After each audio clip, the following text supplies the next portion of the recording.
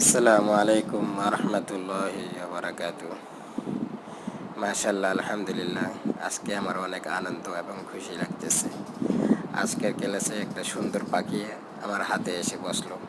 মাশাল্লাহ, হয়তো পাখিটা অনেক অসুস্থ, এই জন্য তাকে সুস্থ কিভাবে করা যায় আমি চেষ্টা করতেছি।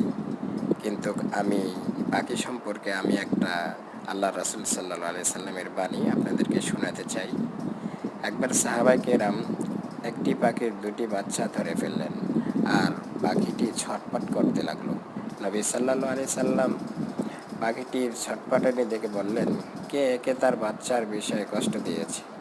তার বাচ্চা তাকে ফিরিয়ে দাও। আবার তিনি দেখতে পেলেন পিঁপড়ের টিভিকে আগুনে জ্বালানো হয়েছে।